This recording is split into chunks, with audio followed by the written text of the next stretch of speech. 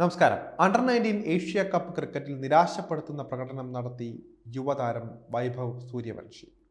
Group എയിൽ പാകിസ്ഥാനെതിരെ ഇറങ്ങിയ വൈഭവ 9 പന്ത് നേരിട്ട 1 റൺസെടുത്താണ് പുറത്തായത്. അലി റാസയുടെ പന്തിൽ വിക്കറ്റ് കീപ്പർക്ക് ക്യാച്ച് നൽകിയാണ് വൈഭവ പുറത്തായത്. രാജസ്ഥാൻ റോയൽസിനെ സംബന്ധിച്ചിടത്തോളം അവരുടെ ചങ്കിട് പേറ്റുന്ന പ്രകടനമാണ് 13-കാരൻ കാഴ്ചവെച്ചതെന്ന് പറയാം. ആഭ്യന്തര ക്രിക്കറ്റിൽ അത്ഭുത പ്രകടനങ്ങൾ നടത്തിയിട്ടുള്ള കളിക്കാരനാണ് വൈഭവ്. അതുകൊണ്ട് തന്നെ മെഗാലയലത്തിൽ വൈഭവിനായി ഒന്നിലധികം ടീമുകൾ രംഗത്തെത്തുകയും ചെയ്തിരുന്നു.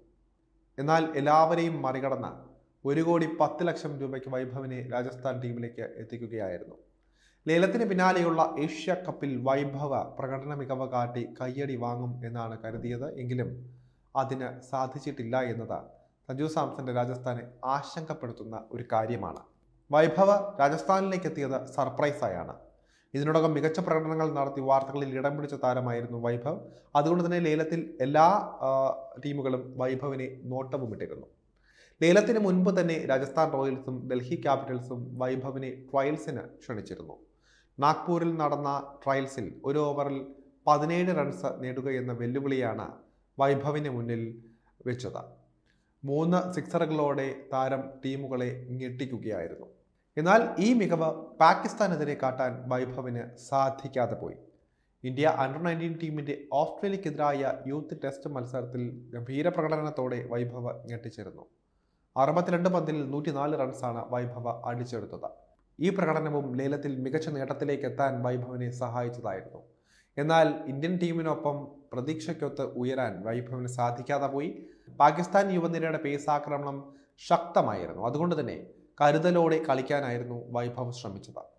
ആയുഷ് മാത്ര അതിവേഗം റൺസ് ഉയർത്താൻ ശ്രമിച്ചപ്പോൾ 14 പന്തിൽ 20 റൺസുമായി മടങ്ങുകയായിരുന്നു. ഇതോടെ വൈഭവ അല്പം കൂടി കരുതലോടെ കളിക്കാനാണ് ശ്രമിച്ചത്.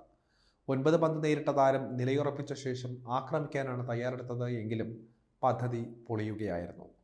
പാകിസ്ഥാൻ ബോളർമാരുടെ തകർപ്പൻ പ്രകടനം വൈഭവിന് മടക്ക ടിക്കറ്റ് നൽകുകയായിരുന്നു. 51 റൺസിനിടെ ഇന്ത്യയുടെ 3 വിക്കറ്റുകൾ നഷ്ടമായി. ആദ്യം ബാറ്റ് ചെയ്ത പാകിസ്ഥാൻ 7 വിക്കറ്റിന് 281 റൺസാണ് അടിച്ചെടുത്തത്.